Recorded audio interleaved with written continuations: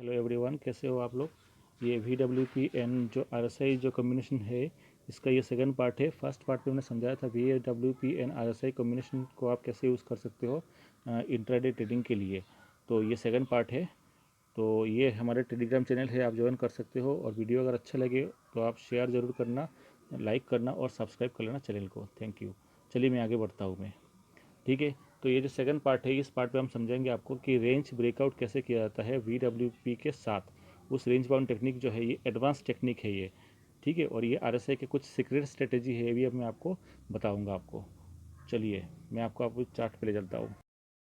चलिए, ये है VWP लाइन है और ये है 60 एंड 40 का RSI है।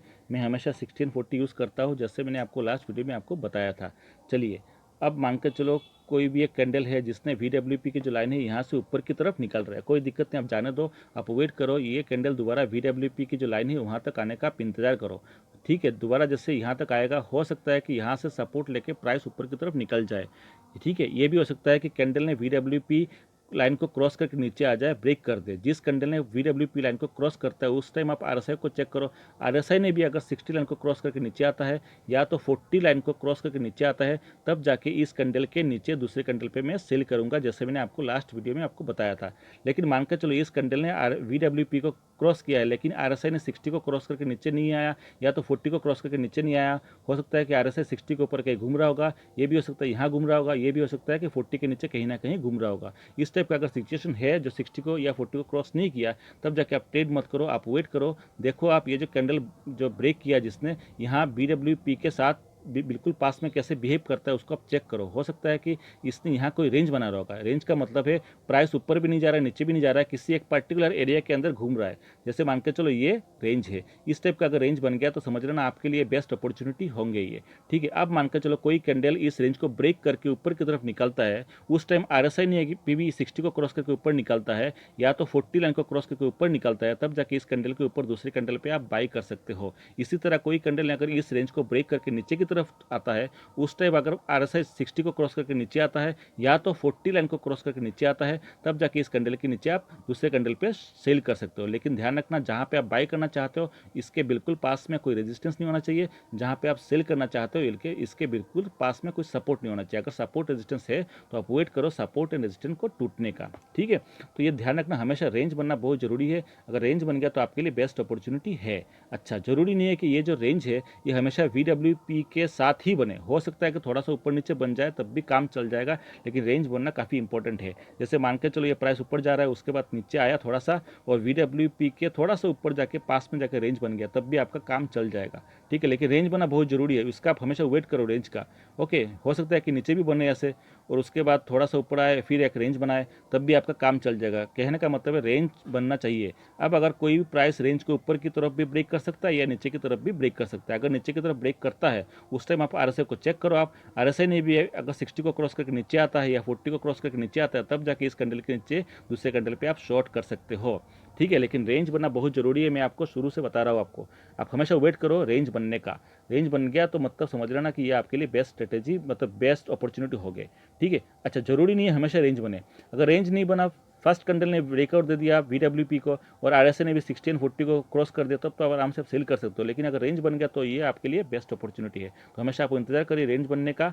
ठीक है, रेंज ऊपर भी टूट सकता है, नीचे भी टूट सकता है, तो इसके लिए आप वेट करिए आप। चलिए मैं आपको चार्ट पे ले चलता हूँ, आपको दिखाऊंगा चार्ट पे। ओके, जैसे मैंने पार्ट 1 वीडियो में आपको बताया था, ये जो ब्लू लाइन है, ये ब्लू लाइन ये है VWP की लाइन है और ये जो रेड लाइन है ये है 20 EMA की लाइन है। और जो RSI में यूज़ करता हूँ, जैसे मैंने बताया था आपको पार्ट 1 वीडियो में, वो है 60 एंड 40। तो आप देख सकते हो यहाँ पे मैंने RSI 60 एंड 40 का लिया है मैंने।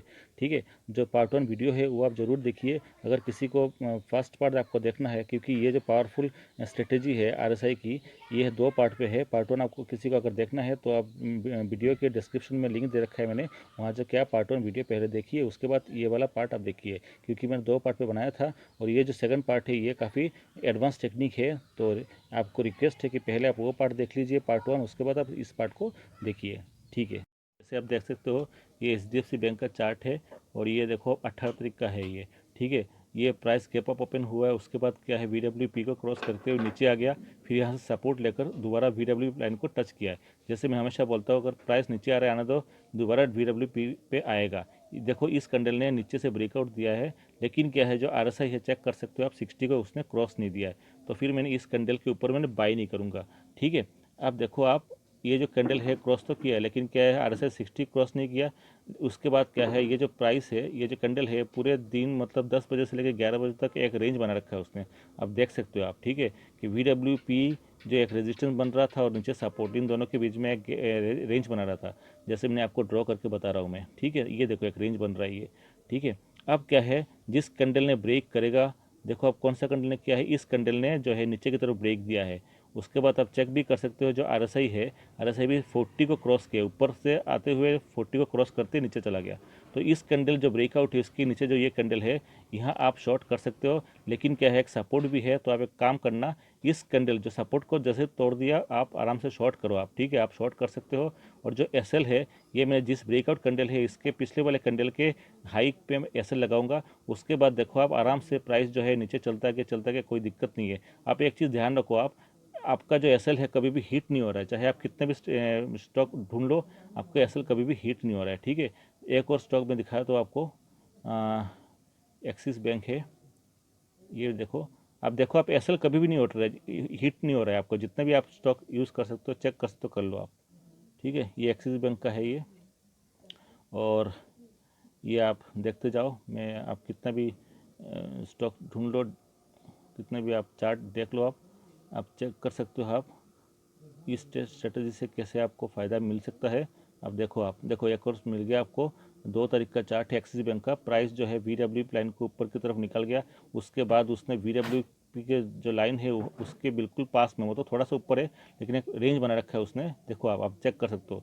ठीक है, प्राइस ऊपर भी नहीं जा रहा है, नीचे भी नहीं आ रहा है, एक रेंज बना लिया। मैंने आपको ड्रॉ करके दिखाता हूँ आपको एक, रुकिए आप, नेट बहुत स्लो है ये नेट तो ये परेशान कर रखा है।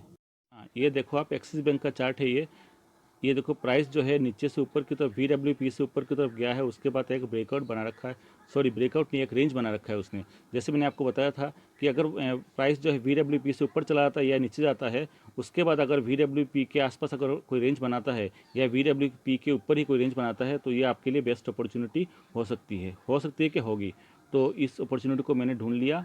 ये देखो आप, ये एक रेंज बना रखा था उसने, और जैसे ही इस रेंज को तोड़ा है, जैसे इस रेंज को उसने ब्रेक किया है, कौन से कैंडल ने, इस कैंडल ने रेंज को ब्रेकआउट दिया है, और साथ में उसने VWP को भी ब्रेकआउट दिया है। और यहाँ पे आप चेक कर सकते हो, जो RSI है, RSI भी 60 को क्रॉस ओवर दे दिया है, ऊपर से जाके ऊपर से आया और 60 को क्रॉस करते हुए नीचे चला गया। तो ये मेरे लिए बेस्ट अपॉर्चुनिटी है। तो मैं इस कैंडल ने ब्रेकआउट दिया, इस कैंडल के नीचे जैसे प्राइस आया, मैंने यहाँ पे शॉर्ट कर सकता हूँ, लेकिन यहाँ पे 20 में एक सपोर्ट का काम कर रहा था। तो आप एक काम कर सकते हो, जैसे ही सपोर्ट को तोड़ा तो अपने यहाँ पे आप सेल कर सकते हो। ऐसे लगाओगे आप, जिस कैंडल ने ब्रेकआउट दिया, ब्रेकआउट कैंडल के जस्ट पिछले वाले जो कैंडल है उसके आप पे जो हाई है उसके ऐसे लगा दो। और देखो आप यहाँ से भी आप ट्राई करोगे तो 20 से लेके 720 से लेके 720 से 710, यानी 10 पॉइंट का आपको आराम से मूवमेंट मिल चुका है। ठीक है, और भी आपको वीडियो दिखाता हूँ, सॉरी वीडियो नहीं, आपको स्टॉक दिखा देता हूँ, 2-3 स्टॉक और है। देखिए, ये ITC का चार्ट है, ये एक नॉर्मल ब्रेकआउट है, कोई रेंज वाला ब्रेकआउट नहीं है। आप देख सकते हो, प्राइस जो है कंटिन्यू नीचे आया, आने के बाद 20 EMA पे सपोर्ट लिया, सपोर्ट लेने के बाद ऊपर चढ़ गया। इस कैंडल ने VWP को क्रॉस किया है, और RSI ने, उसने भी 60 को क्रॉस करके ऊपर चला गया। इस कैंडल के ऊपर आप बाई करते हैं, देखो प्राइस कहाँ चला गया। ये एक नॉर्मल स्ट्रेटजी, नॉर्मल ब्रेकआउट था, जैसे मैंने आपको फर्स्ट वीडियो में आपको समझाया था। चलिए मैं आपके लिए एक ब्रेकआउट वाला दिखा देता हूँ। जैसे ये देखिए, VWP के नीचे ये एक रेंज बना रहा था, उसके बाद इस कैंडल ने ब्रेकआउट दिया रेंज को, लेकिन RSI ने काफ़ी पहले आपको सिग्नल दे दिया था एडवांस में, तो इस ट्रेड को आप छोड़ सकते हो। देखिए, जहाँ पे भी आपको डाउट लग जाए 1% की RSI ने 60 को क्रॉस नहीं किया या 40 को क्रॉस नहीं किया, या हो सकता है कि एडवांस में क्रॉस कर लिया, तो उस ट्रेड को आप छोड़ दो। आपको डाउट लग जाए, छोड़ दो, और भी ट्रेड आपको मिल जाएंगे।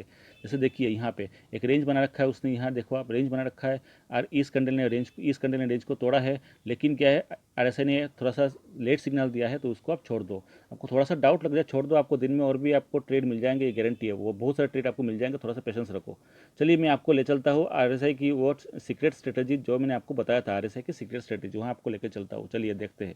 देखिए ये है आरएसआई की सीक्रेट स्ट्रेटेजी, जिसको बोलते हैं आरएसआई डाइवर्जेंट टेक्निक।